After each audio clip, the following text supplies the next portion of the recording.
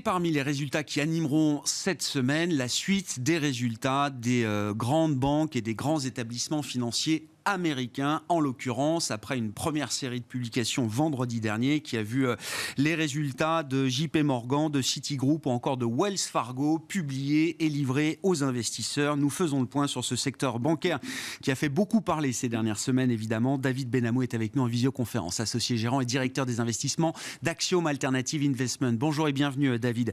Merci beaucoup d'être avec nous. L'idée étant de faire un peu le point sur les fondamentaux des banques américaines avec les premières banques majeures aux États-Unis qui ont publié leurs résultats vendredi, en attendant les suivantes tout au long de la semaine. Quels sont peut-être les premiers enseignements qu'on peut retirer de ces publications, David ? Bonjour Grégoire. Alors c'est une surprise plutôt positive puisque les trois grandes banques qui ont publié ont délivré des résultats supérieurs aux attentes. Alors de plusieurs points de vue. Alors d'abord on a beaucoup parlé des dépôts et de la fuite des dépôts et ce dont on s'est rendu compte au cours de ce trimestre dans ces publications, c'est que les dépôts ont été relativement stables, à positif pour certaines banques. Le point le plus important, c'est qu'on a noté une baisse très importante de la migration des dépôts vers les fonds monétaires. Donc, vous savez qu'aux États-Unis, le gros compétiteur des banques, c'est les fonds monétaires. Grâce à une facilité offerte par la Fed qu'on appelle le reverse repo, qui permet aux fonds monétaires en fait, d'avoir le même accès à la Fed que les banques. Eh bien, il se trouve qu'on est passé d'inflow d'environ 90 milliards par semaine à 30 milliards par semaine. Donc une forte décélération des flux vers les fonds monétaires. Donc alors ça c'est très important évidemment parce que ça veut dire qu'il y aura beaucoup moins de tension sur les dépôts, beaucoup moins de tension sur les dépôts bancaires, ça veut dire moins de pression sur ce qu'on appelle les deposit beta, c'est-à-dire la partie de la rémunération qui n'est pas conservée par la banque. Donc le deuxième point important, c'est les marges d'intérêt. Marges d'intérêt qui sont supérieures à ce qui était attendu. Avec des indications pour la suite qui sont stables pour Bank of America et pour Citi, qui ne modifient pas leurs expectations pour 2023. En revanche, JP Morgan qui a revu à la hausse ses marges d'intérêt de 10%, donc c'est considérable. Donc ça veut dire que voilà, JP s'attend pour 2023 à des marges d'intérêt beaucoup plus importantes que ce qui était prévu jusque-là. Sinon, sur la partie crédit et qualité d'actifs, pas d'incident pour le moment. Donc, je dirais que à la fois le volume d'activité le volume d'activité est en ligne et puis pas d'incident majeur, ou en tout cas pas de hausse du coût du risque significative sur le trimestre. Je disais vendredi, David, JP Morgan place la barre très haute entre effectivement des dépôts qui ont été collectés, net positif pour JP Morgan, plus la révision à la hausse de la marge nette d'intérêt pour l'ensemble de l'exercice. Ça semble être quand même, effectivement, alors la première banque américaine, mais qui ancre encore un peu plus son statut de première banque américaine. Oui, c'est clair. 10% de marge, c'est colossal. 10% de hausse des marges sur 2023, c'est absolument colossal.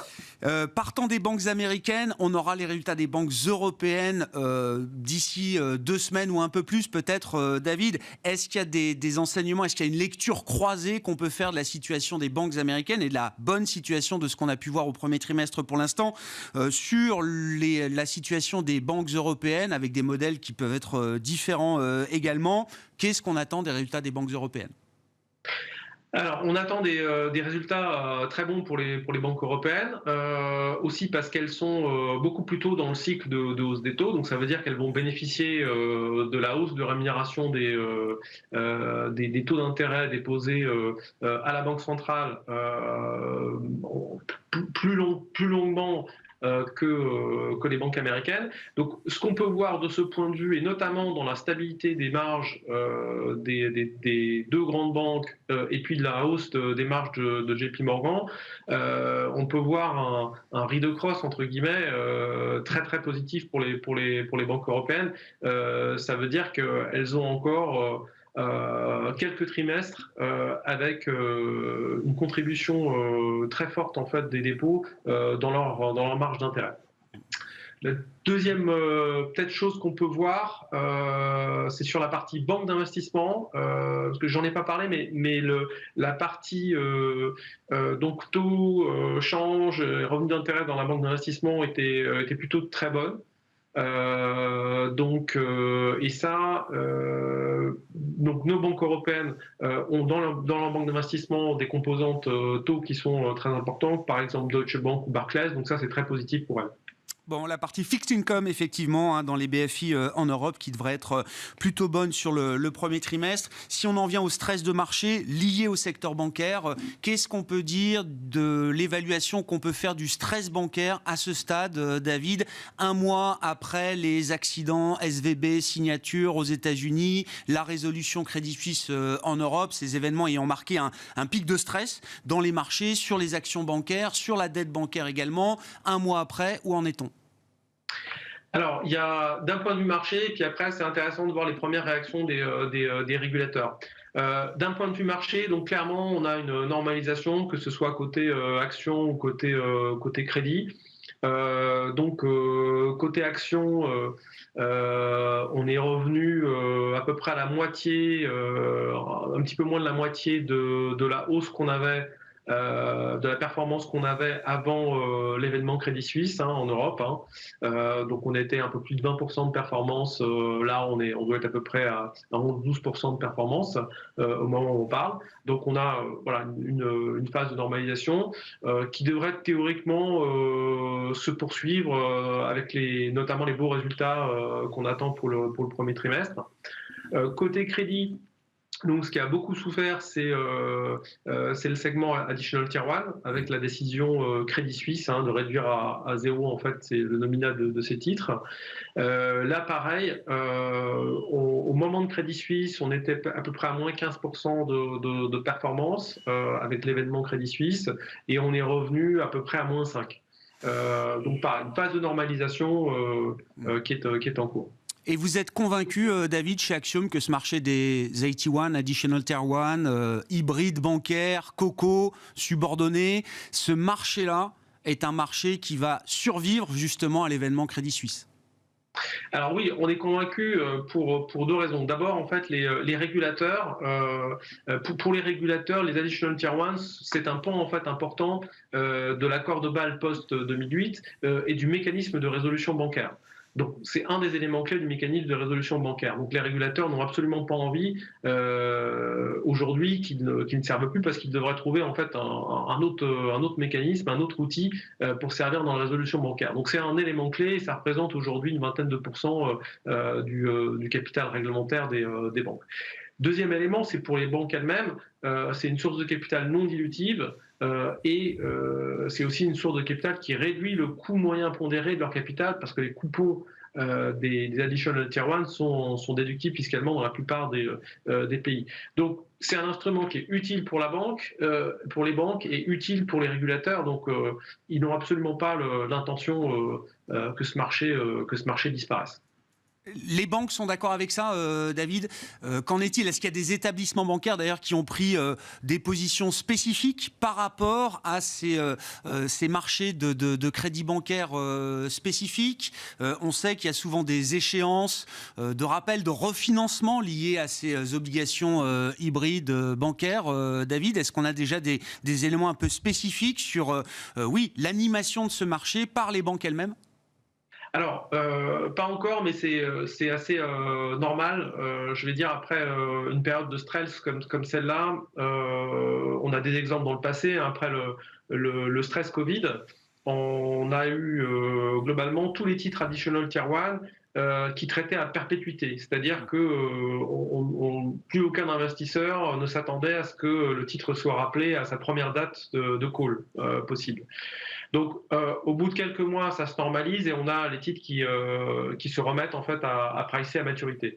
Donc là, on est dans cette même situation, c'est-à-dire que les titres en fait sont valorisés à perpétuité.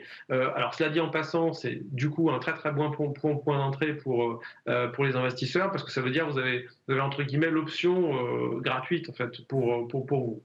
Mais généralement, c'est des phénomènes qui durent voilà, pas très très longtemps, donc quelques semaines à quelques mois quand le stress est sévère, et les titres se remettent à être valorisés, je dirais, à, à la prochaine date de rappel possible. Donc là, les prochains titres rappelés, le prochain test, entre guillemets, ça va être Unicredit en juin, et puis ensuite BBVA et HSBC en septembre. Et généralement, ces moments, grosso modo, coïncident avec la réouverture du marché primaire. C'est-à-dire on a, dès que le marché primaire réouvre, en fait, on a une migration rapide des prix à nouveau vers la date de rappel, la date de call. Très intéressant, David. Pour conclure, en une minute, sur la logique d'investissement, en tant que spécialiste du secteur bancaire, est-ce que la baisse du mois de mars, que ce soit sur les actions, sur les obligations bancaires, a été un point d'entrée? Et quelle est la logique là, qui guide l'investissement dans le secteur bancaire à ce stade? Oui, alors ça a été très clairement un point d'entrée. Pour nous, on en a profité, que ce soit sur les fonds de crédit ou sur les fonds actions, pour ajouter du risque. Alors sur les fonds de crédit, hein, c'est simple, hein, aujourd'hui, on entre sur un marché qui est pricé à perpétuité, donc on a vraiment l'option vraiment en faveur des investisseurs. Et aussi, quand on regarde en termes de spread, hein, on est sur des niveaux de spread qui sont des niveaux de spread les plus élevés historiquement, à plus de 550 points de base. Donc on est à peu près à des niveaux Covid, pas au pic du Covid, mais on est à des niveaux Covid. Donc c'est zone très intéressante avec des fondamentaux qui sont très très bons, beaucoup de capital réglementaire. Et aussi une profitabilité des banques européennes qui est très élevée. Donc côté equity, pareil, on a des niveaux de valorisation qui sont très bas depuis pas mal de temps maintenant, avec des résultats du Q1 qu'on attend pour quelques semaines, qui devraient probablement réveiller les cours parce qu'ils sont très bons, et on est dans une phase pour les banques européennes de profitabilité élevée. On a retrouvé les niveaux d'avant la crise de 2008, c'est-à-dire qu'on est en retour sur actifs aujourd'hui à plus de 50 points de base. Donc ce sont des très très bons niveaux. Ouais. La vérité des résultats, donc, en ce moment pour les banques américaines, avec d'autres publications à suivre tout au long de la semaine, et puis d'ici une quinzaine de jours pour les grandes banques européennes. Merci beaucoup, David. David Benhamou, avec cet éclairage toujours précieux sur le secteur bancaire. David Benhamou qui est avec nous en visioconférence, associé gérant et directeur des investissements d'Axiom Alternative Investments. Voilà pour cette demi-heure de Smart Bourse à la mi-journée. On se retrouve ce soir en direct à 17h sur Bismart.